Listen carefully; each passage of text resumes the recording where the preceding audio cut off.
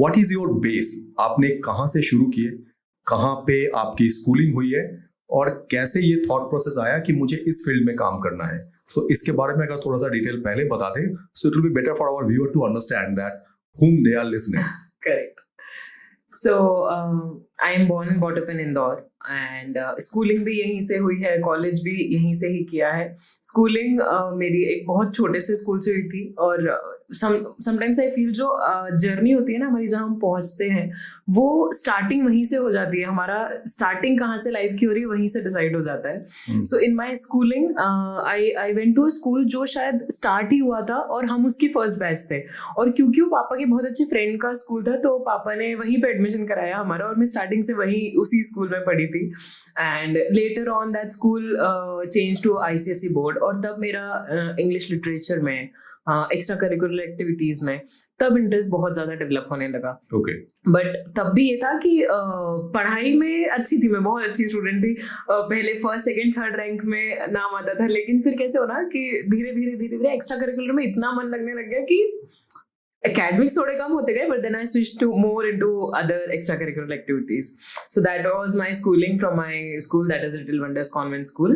So that was my schooling. And then उसके बाद जब हम बात करें 2012 की, जब मुझे कॉलेज ऑप्ट करना था, that was the time when I faced challenge कि क्या सब्जेक्ट, मतलब किस फील्ड में जाना है. Okay. Because तब we didn't have many mentors who were there to teach us कि आप ये फील्ड में चले जाओ. आज हम बच्चों को बता सकते हैं कि होटल मैनेजमेंट भी कितना अच्छा फील्ड होता है, या हॉस्पिटैलिटी इंडस्ट्री भी इतनी अच्छी है, ट्रैवल है ऑप्शन, फोटोग्राफी ऑप्शन है, बहुत एन नंबर ऑफ ऑप्शंस है. लेकिन तब यही था इंजीनियरिंग या MBBS, दैट्स इट. मतलब कोई हमारे पास ऑप्शन होते नहीं थे, या जिन्होंने कॉमर्स लिया है वो BBA BCom. So that was the time when I went to my engineering college, that is Chameli Devi group of institution. Okay. That is also in Indore. So I am, by my academics, if you see, I'm an engineer turned baker. So I did my engineering in computer science. Okay, computer science में Yes, engineer yes. किया आपने. Okay. Don't ask me anything. The way you said that, don't ask me anything in Hindi. So don't ask me anything related to coding or computer science. Okay. Then you can laugh at me at that time. So in this kind of a situation, when the families are like that कि आपको engineering करना चाहिए या डॉक्टरी करना चाहिए, so they have a fixed mind कि इस लाइन पे चले जाए बच्चे तो सेटल हो जाएंगे. Correct. आज भी वो कहा जाता है, या तो सरकारी नौकरी मिल जाए तो सेटल हो जाएंगे, डॉक्टर बन जाएंगे तो सेटल हो जाएंगे, इंजीनियर बन जाएंगे तो सेटल हो जाएंगे. You had chosen a complete different path. तो फैमिली की acceptability, how was that and how you managed that? As we say कि इनिशियली आपको सबको साबित करना ही पड़ता है. Exactly. तो लोगों को बाहर करना पड़ता है, लेकिन मुझे घर पे भी करना पड़ा, क्योंकि मेरे पापा की सोच मुझे लेके बहुत प्रोटेक्टिव थी. Every father is very protective when it comes to a daughter, and so was he when it come to me. तो वहां पे पापा का ये था कि तुम पागल हो गए हो, बावर्ची बनोगे, इंजीनियरिंग कराई और तुमको बावर्ची बनना है. So that was the line that he told me, and then I was not able to face him कि मैं इन्हें कैसे बताऊं जो मैं काम कर रही हूँ. तब मैं उनसे छुप के वो चीजें करती थी. जैसे चॉकलेट के ऑर्डर्स बनाने से मैंने अपने करियर की स्टार्टिंग करी थी. Okay. तब इंदौर में होममेड चॉकलेट्स नहीं होती थी. तब मैंने होममेड चॉकलेट्स के ऑर्डर लेना start. It is in the year 2012. 13-14 की बात है. 13 में आई रियलाइज्ड, 2012 में मैंने इंजीनियरिंग कॉलेज एंटर करा. 2012 के एंड में आई रियलाइज्ड कि सब एक दौड़ में है, जो हमने 3 Idiots में सुना है कि एक दौड़ है और रेस है और भागना है. In 2013 I left that race.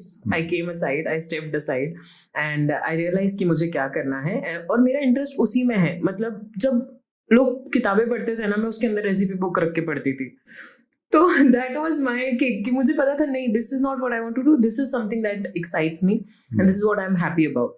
तो तब पापा को तो नहीं बताया था, लेकिन देयर वॉज अ टाइम जब मेरे एक फ्रेंड के कैफे पे मेरे एक वर्कशॉप ऑर्गेनाइज हुई थी. Okay. तब भी मैं पापा से झूठ बोल के गई थी.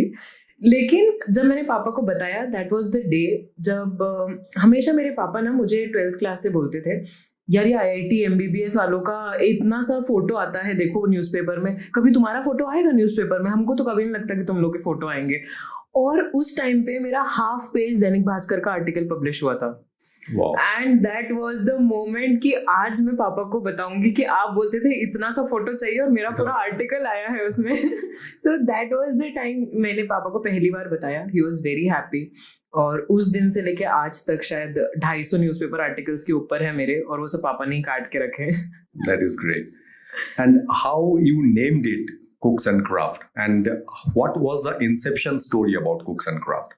So basically, Cooks and Crafts, the name that came उस time पे, as I said, कि 12th पास ही की थी, इंजीनियरिंग में एंटर ही हुए थे, तब इतना आइडिया नहीं था क्या किया जाए.